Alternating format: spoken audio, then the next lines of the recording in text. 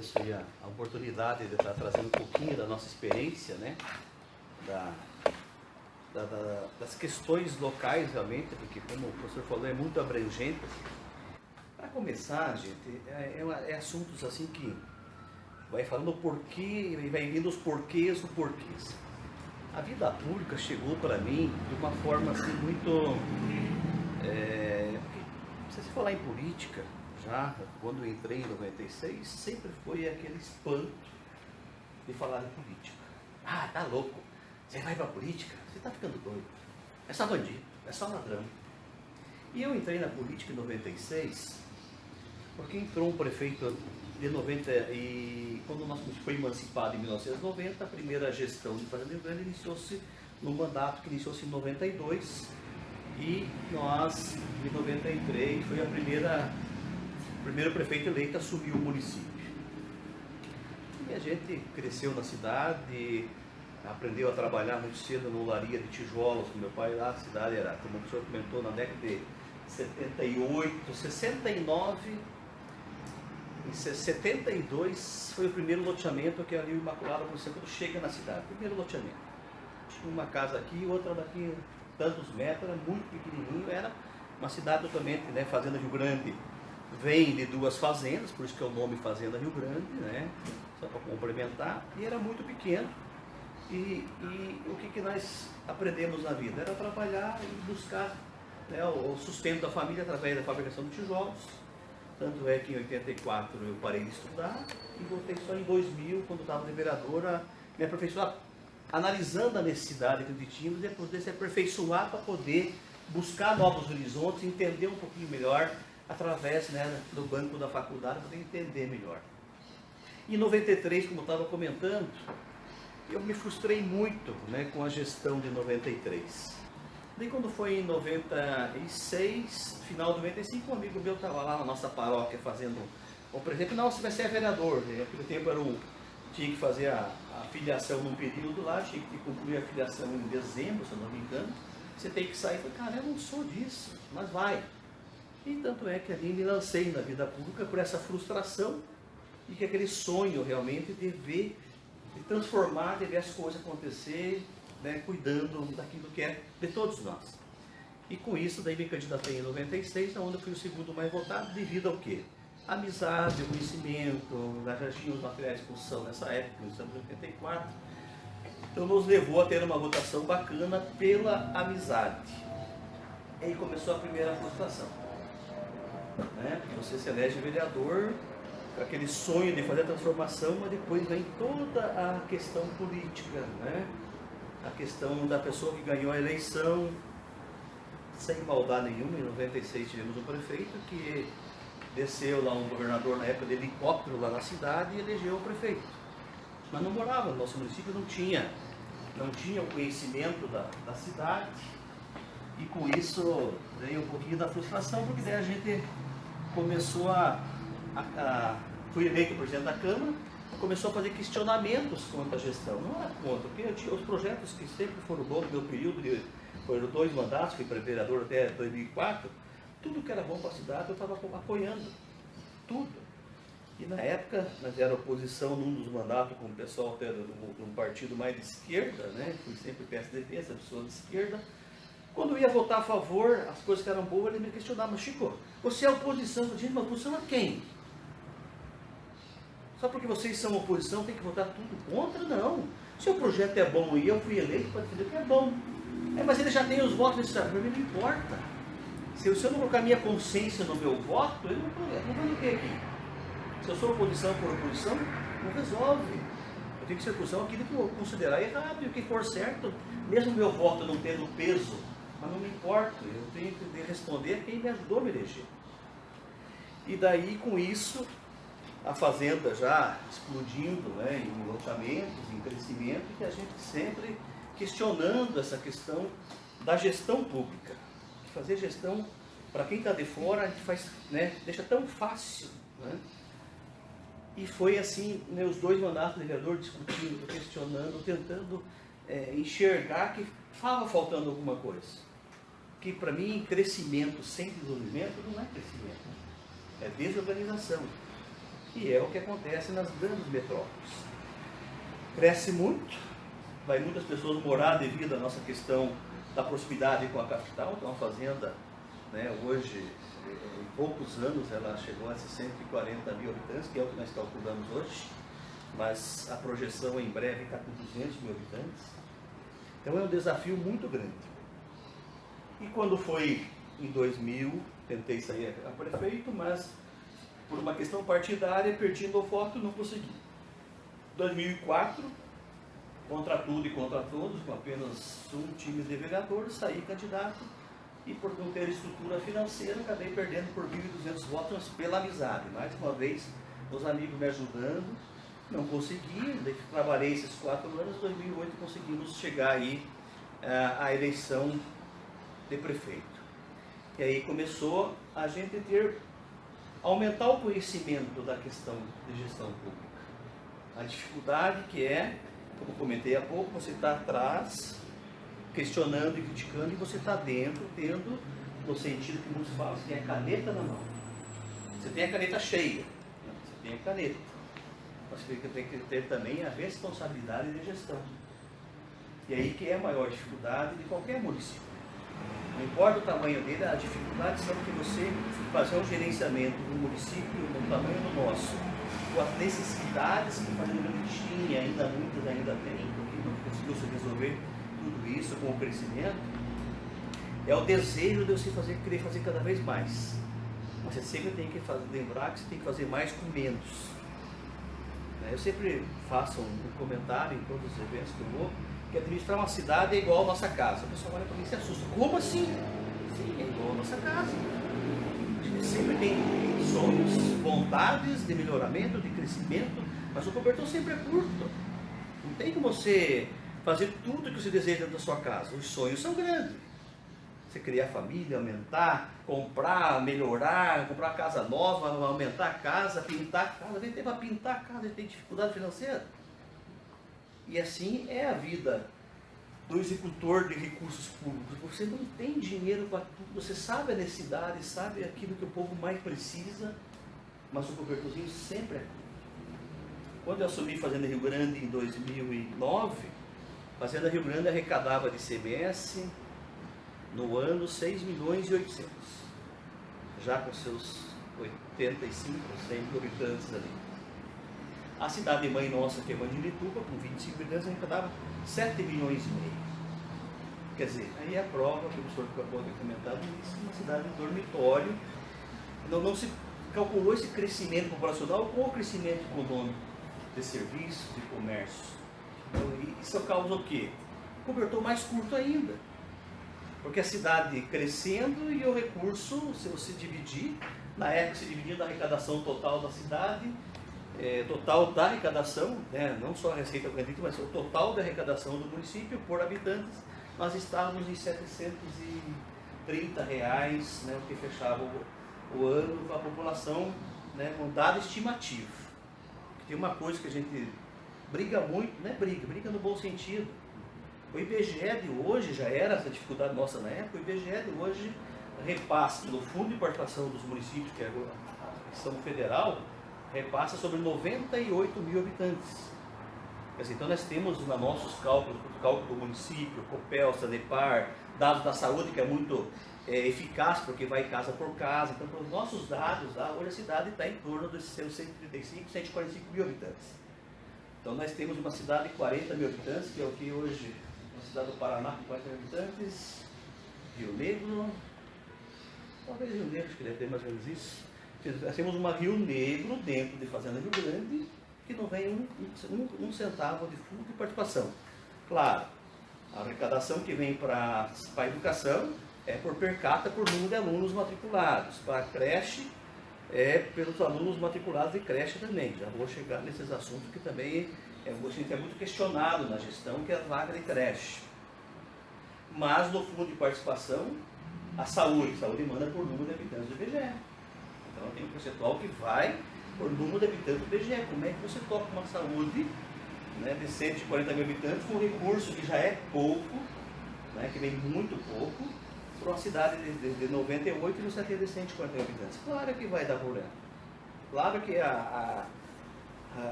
o cobertorzinho fica mais curto ainda, você tem que pegar aquele cobertor e dividir com mais pessoas para poder abranger, né, esse número de pessoas que estão dentro de Fazenda Rio Grande. E assim acontece com outras cidades também.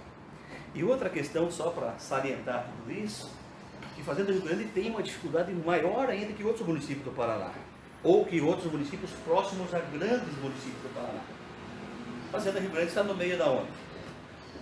Né, o sul, Mandirituba, né, com esse município mais rural, né, começando também a tentar colocar a indústria, crescer. Só que você tem para o lado Araucária, que hoje a Araucária deve ter em média, em torno de R$8.000 por habitante ano de arrecadação total. Daí você pega o outro lado e se divide por São José dos Pinhais, que, né, tem uma arrecadação parecida com o de Araucária, mas tem mais população, tem 300 mil habitantes. Isso quer dizer que Araucária tem uns R$4.000 por habitante ano. E você pega a capital, que também deve estar entre R$4.000 e R$5.000 por habitante, e fazendo com tudo o dever de casa que nós fizemos, mas com a crise agora estagnou a questão do crescimento industrial, devido à crise. A primeira empresa que para de ampliar ou de construir empresa nova é a questão da indústria, né? O comércio tenta se sair, mas o industrial que traz o enfoque para você poder crescer. Então, com isso, o que acontece com o Fazenda Rio Grande? O nosso custo operacional de despesa de pessoal, você precisa tentar, não digo em todos os quadros, que, né, onde você tem uma dificuldade, que é saúde, por exemplo. Se você não pagar igual, um pouquinho mais que Curitiba, ou São José, ou Araucária, você não tem um médico. A pessoa prefere uma cidade de maior porte, que tem mais comodidade para ele viver, para ele morar, e para não precisar se deslocar até Fazenda Rio Grande. Cada concurso que São José, Curitiba, Araucária faz para a educação, você trabalha anos preparando e melhorando, investindo no teu professor. Mas ele tem o direito de sair um novo concurso, ele vai procurar um lugar aonde, mesmo ele morando em Fazenda Rio Grande, ele mora lá, gosta de morar, ama estar na nossa cidade, né? Pegou amor para a cidade, muitos vieram de fora, uma cidade nova, muitos vieram do interior do Paraná, e acaba o quê? Indo trabalhar nas cidades vizinhas, né? Causando um transtorno assim, muito grande, porque você não consegue manter a qualidade do teu ensino, porque os que você mais preparou teve mais condições de passar em concursos de maior exigência, que acaba exigindo até um pouco mais, porque eles têm essa condição financeira de exigir um pouco mais, você perdendo também essa qualidade, por mais que você tenha sempre trabalhado para poder fazer essas mudanças. Então, dá para você entender o contexto, como é um contexto assim, né, muito difícil. Já na minha época, né, o recurso final para investimento do município é muito pequeno. Recurso próprio do município, né, para fazer gestão para fazer o crescimento, para poder reorganizar a cidade, para você fazer os postos de saúde necessários que você tem, você ampliar na questão da escola, tudo isso, né, para melhoramento de mobilidade, de melhoria de qualidade de vida, de pavimentação, que eu acho que é uma das coisas mais assim, democrático, de quando o pavimento passa em frente da casa do cidadão, que é onde ele tem saúde, tem autoestima e melhora a vida, onde você consegue levar essa melhoria da frente da sua casa, que ali melhora um contexto geral da vida do munícipe, que é onde ele consegue sair de casa sem precisar pôr uma sacolinha no pé, para ir até o ponto de ônibus. Ninguém viveu isso aqui não, né? Não, Fazenda Rio Grande, para quem morou lá tempos atrás, era essa a maior dificuldade. Então, lá uma sacola no pé para chegar até o ponto de ônibus, para tirar a sacolinha para poder entrar no ônibus, que era realmente uma cidade que cresceu desordenada, cresceu de uma forma muito rápida e não se planejou essa questão, e na época não se exigia, né? Pra você ter uma ideia, o loteamento quando começou em Fazenda Grande, que era, claro, era uma lei federal, não se exigia isso, mas não precisava nem fazer, colocar tubulação pluvial, abria a rua, colocava as medidas, colocava a luz, e muitos nem luz colocava, o morador tinha que fazer uma vaquinha entre os moradores para poder levar a luz até a frente da sua casa para poder colocar a sua entrada de energia. Então você veja, a cidade cresceu assim. A especulação imobiliária, mas era uma vertente devido à invasão rural, começou lá nos seus anos 70 e poucos, 80 mais para a nossa cidade. E esse crescimento muito grande e simultâneo, crescendo sempre. Então, tudo isso foi gerando, né, muitos obstáculos, porque o teu custo operacional para você consertar a cidade nas questões macros. Hoje a nova legislação não, hoje o município conseguiu pôr na sua legislação que ele não permite abrir um loteamento mais sem ter rede de esgoto, além de todas as demais, pavimentação, meio-fio, só de calçada que o pessoal vai construir e acaba quebrando tudo. Não calçada não, mas hoje a legislação federal já exige isso e o município nosso foi ampliando algumas questões com exigências para poder esse custo ser absorvido no contexto do loteamento ou do condomínio, claro, tudo por conta da empresa. Então a abrangência de uma cidade é muito grande. Aonde que hoje a maioria dos municípios do Brasil está passando dificuldade? A educação, o recurso vem per capita por habitante, é por aluno matriculado. Então, as exigências agora de 4 e 5 anos, então o município conseguiu absorver para as escolas novas. Na questão de creche, nós temos uma falta de vagas imensa. Por que acontece isso? Porque o que o governo federal repassa, eu não sei hoje, vou falar assim da minha época.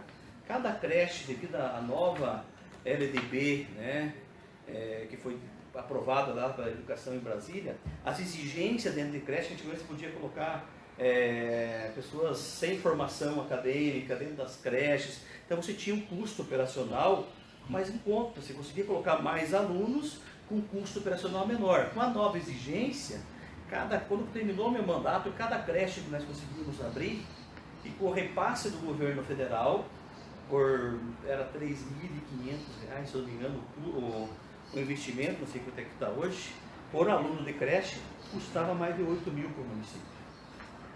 Então, cada creche que você abre, qualquer município hoje, nós colocava na minha época mais de 700 mil por creche ano, para você manter aquela creche aberta. Então, aí que está a maior dificuldade. Não é só você matricular o aluno, arrumar o espaço, né, porque fazer obra, gente, fazer um posto de saúde é um investimento alto, né, fazer uma creche é um investimento alto, mas a obra você investe uma vez só. Só sempre tem que computar que tudo que for fazendo nos bens públicos de obra física, ali tem que ter o servidor, né, o funcionário, a equipe toda para administrar aquela obra. E daí o custo não é um custo uma vez só, que você termina de pagar aí 3 milhões, 5 milhões, 6 milhões, conforme o tamanho da obra que você faz.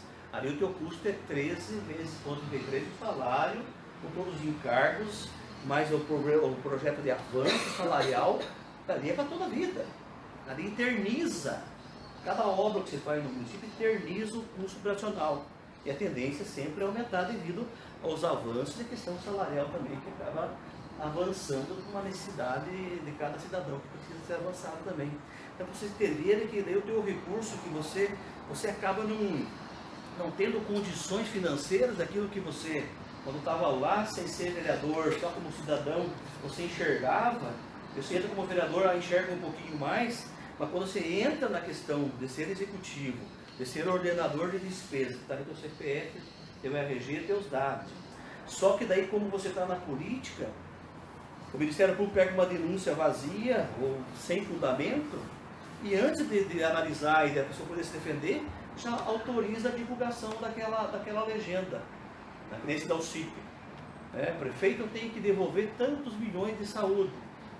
Mas não entendeu que eu contratei o médico, está lá a documentação toda da eficácia do médico, da parte da permanência do médico no qual eu trabalho, com toda a documentação, está tudo lá, porque não podia usar o CIP, porque tinha um percentual que cobrava. Eu fiz vários concursos no período, o médico não foi.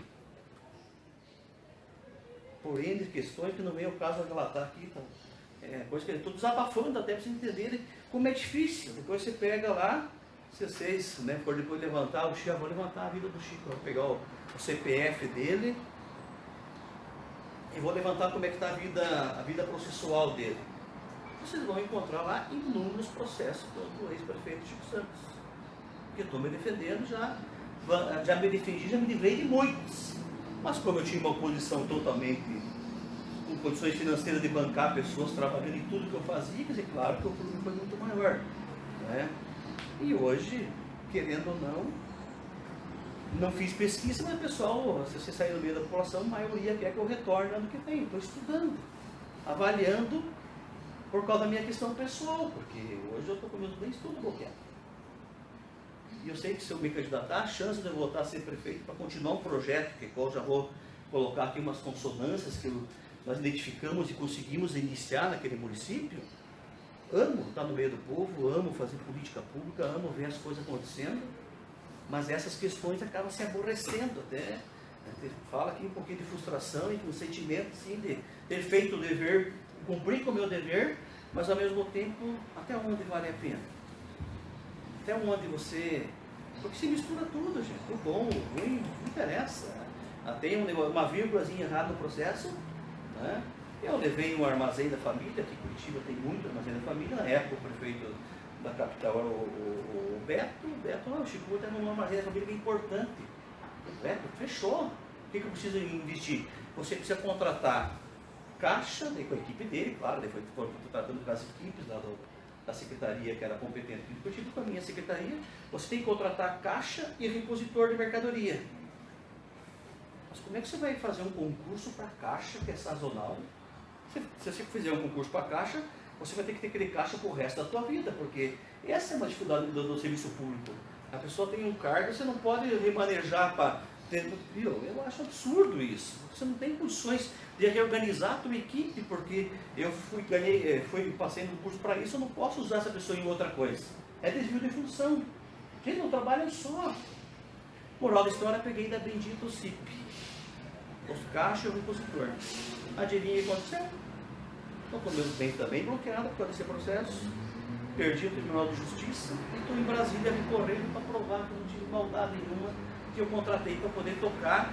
E nós atingimos 6 mil famílias do município com renda até R$1.500, comprando mercadoria 30% mais barato. Então o cargo de prefeito, eu falei, a caneta está ali, você tem a tua coordenação para coordenar o município, mas você não tem autonomia de você estar em todos os lugares que o município. Nós estamos hoje falando em 2.700 funcionários. Na minha época estava em torno de 1.900, 1.800, 2.000. Como é que você está em todos os lugares? E querendo ou não, gente, a questão política também atrapalha.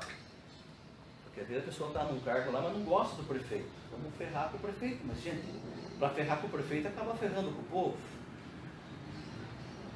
Primeiramente, ele está atendendo um cidadão que é igual a qualquer um, então tem que ter o respeito por isso. Assim como, claro, o cargo de prefeito também tem que respeitar o funcionário e também dar as suas limitações, dar os seus direitos, tem que estar próximo também para poder atender. Então, com isso tudo, gente, o que nós, vindo agora com uma questão mais estrutural da cidade.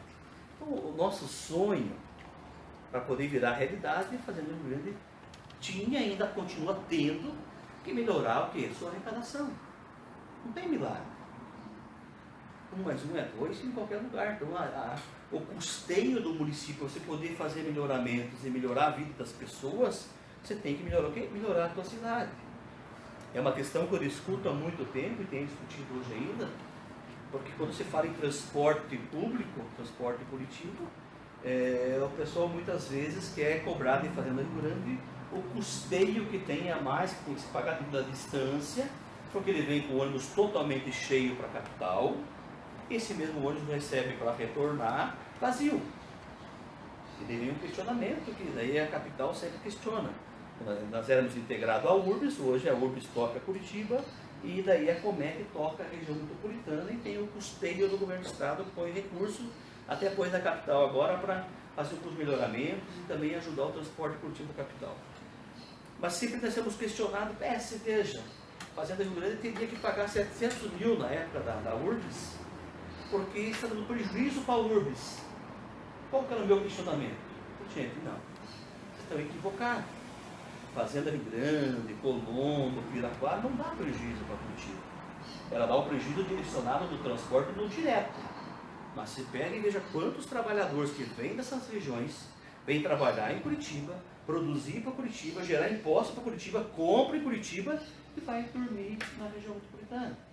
Então esses 700 mil que Fazenda Rio Grande teria que pagar, na minha época era menos, hoje parece que tem 700. 400 mil. Esses 400 mil que vocês falam que nós estamos devendo para o transporte, Curitiba arrecadou quantas vezes mais 400 mil com essa mão de obra que vem para cá e o custeio dessas famílias está em Fazenda Rio Grande. Saúde, educação, creche, tudo está lá, porque ele reside lá e a família está lá. Então a gente tem que saber, por isso que eu tenho muitas discussões nesse ponto aí, porque a gente mensura que a metropolitana dá prejuízo para a capital. Mas a metropolitana existe por causa da capital. Se nós tivéssemos afastado aí a 50 quilômetros da capital, fazendo Rio Grande, não teria o dispêndio que tem hoje, porque não teria esse volume de pessoas morando lá, é uma coisa normal. Então com esse crescimento todo aí, né, esse problema do transporte é um dos itens. Ah, mas a Fazenda Rio Grande manda muita gente usa a saúde de Curitiba. Acaba usando, porque tem mais estrutura, né? Está próximo do município, quando você se aperta lá, a pessoa está trabalhando aqui, ou até tem parente que usa o cadastro de Curitiba. É uma dificuldade, é difícil você conseguir controlar tudo isso. Você veja, quando eu assumi em 2008, tinha uma UPA para ir para a Fazenda Rio Grande. Um local totalmente fora de mão. E falei, putz, eu não vou deixar a peteca aí, eu vou trazer essa UPA para cá, porque é importante para o município. Nós tínhamos o PA. Quando concluímos a UPA, eu já não estava mais de prefeito. O que aconteceu? De 400 a 450 mil por mês de investimento naquela UPA, manter a UPA funcionando, atendendo os cidadãos. Com o modelo novo da UPA, que o governo federal cria muitas coisas bonitas no papel, saiu de 450 para integrar essa UPA nova 1,2 milhão por mês. E o governo federal repassa 190 mil. Moral da história, 600 mil de diferença da saúde teve que colocar na UPA. Hoje nós estamos com o hospital fechado, aguardando uma reestruturação, mas esses 600 mil que tem a mais na UPA, está faltando para poder reabrir o hospital. Que também já tem um custo agora, foi reformado, está pronto, mas... Então, essas diferenças, essas questões, eu estou falando de um item simples, mas que causa aí 600 mil vezes 12, comentei há pouco, que o custo é mensal. Você tem aí 7 milhões e 200 mil ano que você tem que pôr de recurso próprio da saúde do município para poder manter uma UPA aberta. E tem filas gigantescas lá, porque a cidade tem crescido pelo nosso tamanho, poderia até ter mais uma, mas como é que você vai buscar mais uma UPA? E aí entra, né, entrando nessa questão mais genérica da situação, alguém tem uma noção de quanto que, da arrecadação federal, vamos falar da federal, quantos por cento da arrecadação federal fica para a União, quanto que vem para todos os estados da federação e quanto vem para nossos mais de 5.500 municípios em percentual? Mais de 60%. Mais daí em torno de 26, se não me engano, eu não vou fazer a conta errada porque eu não me recordo agora. Em torno de 26 a 30.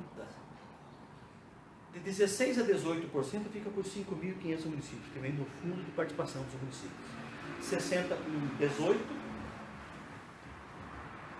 78, 22 para todos os estados. Eu digo para vocês que o Fundef, que é o da educação, eu considero o mais justo e coerente. Por mais que daí, devido ao avanço de salário, eu usava lá, que era obrigatório por 60, eu colocava 70. Mas hoje, com a crise baixa da arrecadação, está indo mais de 100% do fundo só para salário. Mais de 100%. Você precisa fazer investimento. Claro, que o FUDEP é uma composição, né?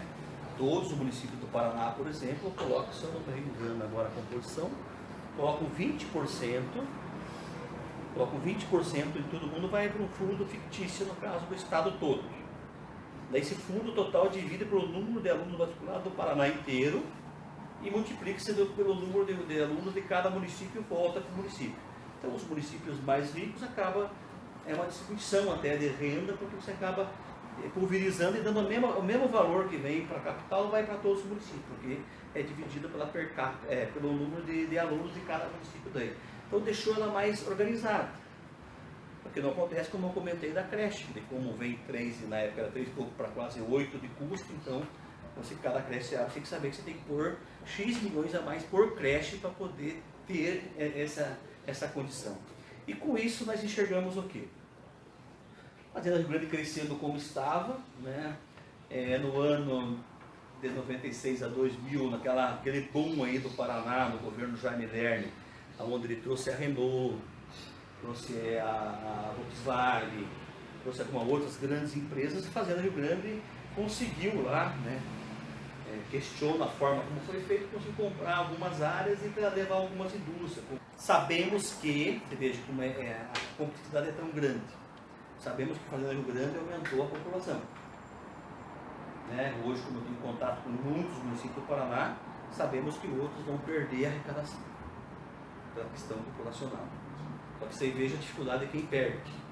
E quem ganha já está com o teu escopo de despesa embutido. Você está sofrendo para pagar e está gastando muito pessoal e sofrendo para manter a máquina funcionando. Mas quem vai perder não pode mandar ninguém embora. Ele vai ficar com a mesma despesa ali, vai ficar com a mesma despesa com a arrecadação menor, que pode acontecer o quê? Pode aumentar a despesa com o pessoal, que hoje o nosso município tem sofrido muito devido aí à questão do crescimento, contratação de novos professores, as exigências que está tendo hoje. O nosso município chegou a estar com 62%, 64% de gasto do pessoal. De folha, está sem certidão faz 4 anos. Por que acontece? As exigências que você tem, você acaba tendo que contratar devido à arrecadação e esse volume financeiro. Eu não sei qual que é a ordem de 40 mil habitantes, mas no mínimo deve ser de 25 a 30, 35 milhões por ano que deixa de arrecadar, que já ajudaria a tirar o sufoco da despesa de pessoal, sendo que está se discutindo muito hoje que a saúde é a obrigação, está lá na Constituição, que é a obrigação federal. Ela repassa aos municípios um certo volume e tudo bem. Só que o dispêndio com a educação, com a saúde hoje, é muito grande. Hoje, para se manter o médico, não me recordo o valor agora, a gente paga lá por produção, para os postos de saúde poder manter, como eu comentei, essa dificuldade nossa com a região metropolitana, eu acho que deve estar em torno de 14 mil, 15 mil. Eu vi esse dia na relação de salários do município, tem médico ganhando 24, 25. Até o salário foi aumentado um pouquinho para poder segurar alguns médicos lá, porque ele faz uma carga horária e tal. Então você veja que essa questão de despesa de pessoal para o município é muito séria. A LRF veio, acho que foi fundamental, a lei de retomada fiscal dos municípios foi fundamental para reorganizar, só que não existe lá dentro da LRF uma mensuração, o município que crescer demais e tal, tem o direito de poder gastar um pouquinho mais. Não existe isso. A lei é igual no Brasil inteiro, não importa a circunstância que o município esteja enfrentando. Não importa se o IBGE de 2010 não compiliu, conforme foi as nossas indagações, que eu era o prefeito na época, que estava errado. Fazenda Rio Grande chegou a ter, num período, só 4 mil casas em construção. Esse boom imobiliário aí, que digo assim que a minha casa, a minha dívida, quer dizer, minha casa, a minha vida, que muitos dizem que a minha casa, a minha dívida, que são 30 anos pagando. Eles valorizaram demais o valor do imóvel. Houve um valor de terreno em Fazenda Rio Grande que valorizou a mais do que naturalmente ia valorizar devido ao crescimento populacional, uma coisa normal, vai melhorando a cidade e vai valorizando melhor.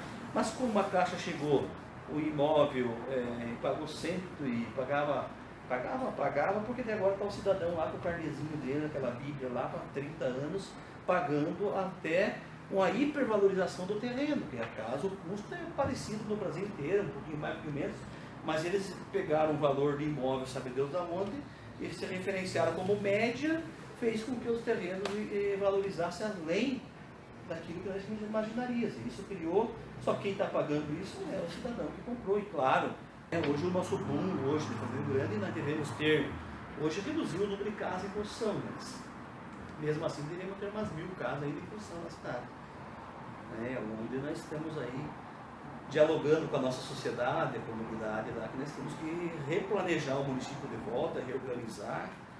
E eu sou um que defendo que nós temos que mensurar emprego com habitação, porque a Constituição Federal não permite você fazer tudo o que você gostaria, porque o direito de ir e vir, o direito da pessoa ter um terreno, um imóvel, ela poder fazer estando no período, e estando dentro da legislação, tem direito de poder fazer um novo loteamento, um condomínio, vai ter seus direitos, mas tem que pensar em alguma coisa na cidade. O município já fez algumas regras lá, já está cobrando o imposto maior agora, acho que cada habitação, devido a esse bom e crescendo demais, foi colocado um imposto um pouquinho maior para voltar, acho que 20 mil por unidade, não, 7 mil por unidade, e fez algumas mudanças porque estava assim, tá virando um inchaço muito grande, porque não é só morador ir para a cidade. O que acontece com isso? Nós temos uma defasagem em escola estadual. Daí o transporte coletivo nosso de alunos aumenta o custo, tem que ficar puxando aluno para agregar onde temos sala de aula estadual. Tem que se revestir, como eu comentei na educação, mas como para a parte de primeiro ao quinto ano, vem o recurso por aluno, então você tem ali uma forma de você estar construindo novas escolas, ampliando, se ajudando. Na creche vai ficar cada vez mais a fila maior, porque você tem que ter recursos sobrando para fazer. Não, a creche deve o dinheiro para a creche, mas para você custear a creche que tem esse valor que eu comentei que hoje deve estar passando de 1.200.000. Estou chutando porque não sei. Eu tenho que pedir esse levantamento para alguns colegas meus na área de educação lá para entender qual que é o dispêndio hoje.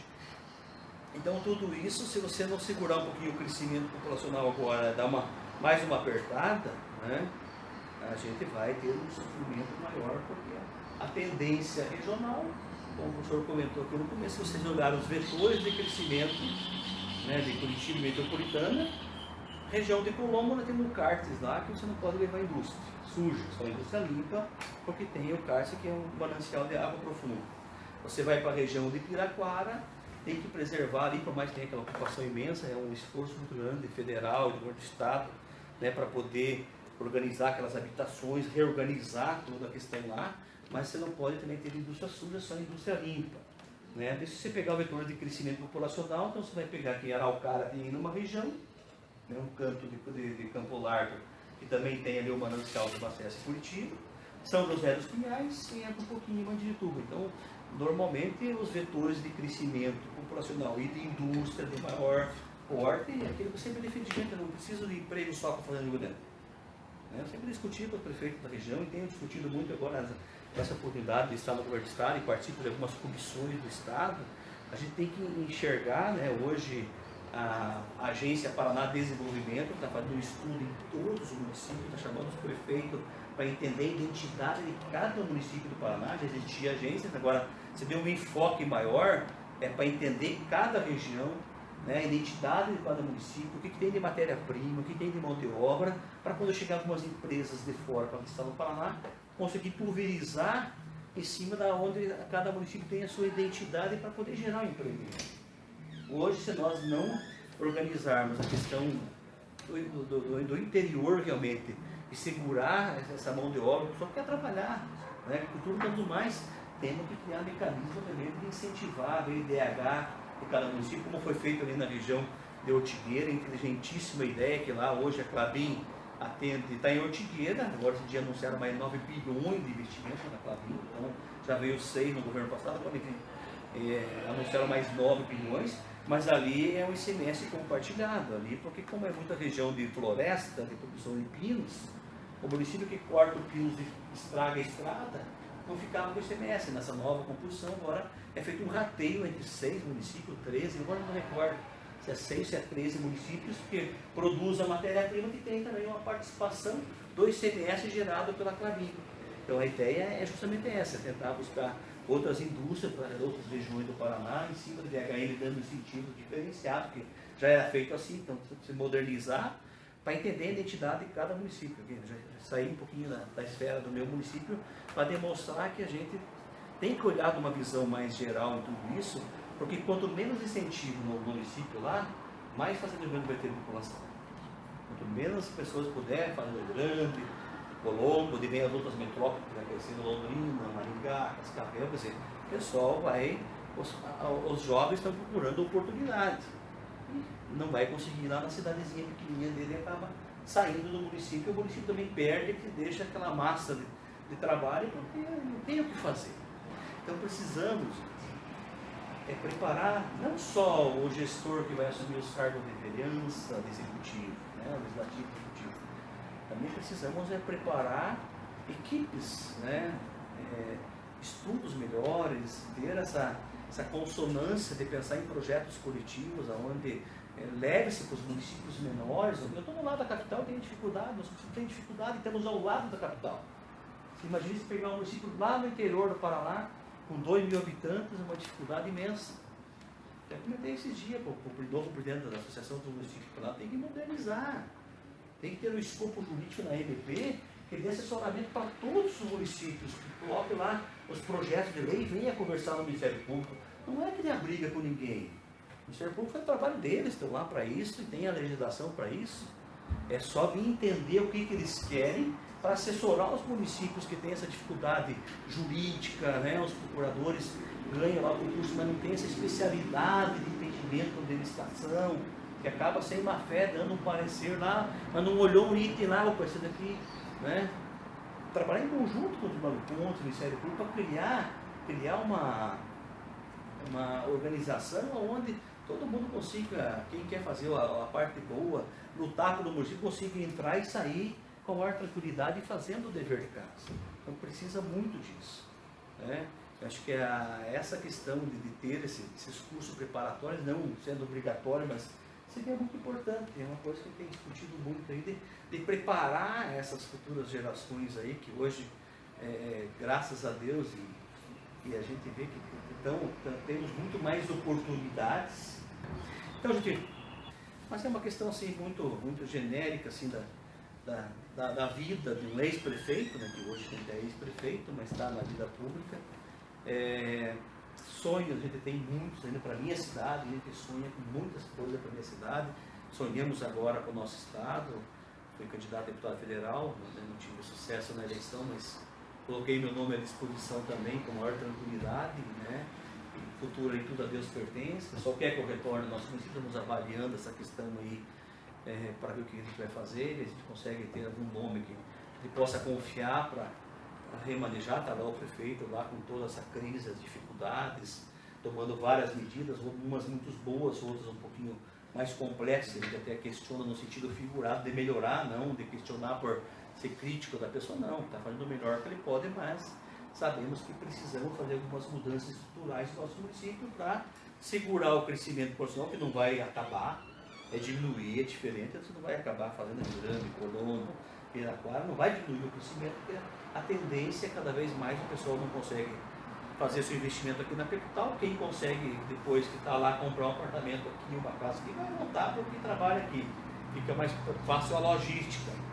Temos uma dificuldade muito grande, que temos discutido muito junto à Comec, junto aí aos órgãos do município, da mobilidade urbana, porque a gente não está conseguindo achar aí o custo-benefício, porque hoje a facilidade de se comprar um carro, ter um carro, se unir com dois amigos, né, o custo do transporte é muito alto, porque você está diminuindo cada vez mais o volume de passageiros dentro do sistema, mesmo ele sendo integrado. Agora está a ideia do governador, e eu sempre defendi isso quando era prefeito, sempre defendi isso, que você tem que ter um transporte só.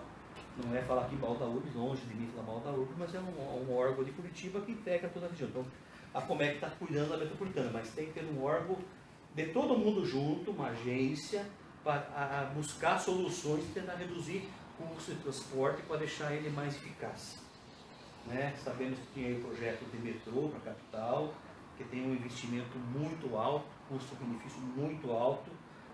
Então, a mobilidade urbana, seja lá para a Fazenda do Grande, para integrar com a capital, precisamos achar um mecanismo de ter um transporte mais ágil, mais econômico, que funcione melhor. Tanto é que o governo exigiu de Curitiba, nesse investimento que ele fez agora, ter várias ruas aqui se dê prioridade a linhas exclusivas para os ônibus metropolitanos. E também da capital, que usa a mesma linha, para que o ônibus seja mais eficaz do que o automóvel. E fazer gestão, né? Pôr no papel, fazer a crítica, é muito importante, é muito boa, mas pôr em prática é muito melhor. E aí que entra, né, toda essa questão de preocupação, de estudo, para que essas coisas aconteçam gradativamente e nós possamos, nós, mas não tem nada a ver comigo. Tem. A maior dificuldade é o quê? É mudar a mentalidade das pessoas. Porque direito todo mundo quer, e claro, é obrigação do Estado, da União, do município, produzir os direitos necessários para cada um. Mas na hora que entra os deveres também, o volume de pessoas que não pagam IPTU, Né? Então eu fazia esse comparativo, como eu tinha uma televisão na minha sala, reunia todo mundo quando havia atendimento, e fazia uma explanação de todas as despesas, investimento, as prioridades, eu tinha no Google Earth lá, tudo mapeado, as futuras obras, ações do município, mostrava para todo mundo entender que nós estamos buscando, já temos projetos, já está em execução, para trazer essa melhoria. Só que Deus então sentava do meu lado e eu queria falar em particular com o senhor. Não tem em particular. Se o problema aqui é público, é público. Né? Mas ela sabia que era aquelas pessoas que estão viciadas a pedir isso, a pedir aquilo individualmente, não no coletivo. Não estava bem claro, não. É coletivo. Né? Daí passava para os secretários atender, levar para a ação social, ver que a gente podia ajudar via ação social, que era a nossa obrigação. Mas aí quando eu pegava alguns casos, eu sentia que a pessoa tinha um poderzinho mais ativo, melhor, eu levantava no sistema o que ele usufruía, daí quando eu virava a televisão, mostrava só para ele, que estavam os demais sentados na recepção, montava uma recepção para todo mundo junto, e mostrava para ele tudo que ele, ó, filho da escola, você foi no posto de saúde, você pegou esse medicamento, tinha tudo. Daí só abria uma questão tributária. Você está sem pagar IPTU faz 6 anos.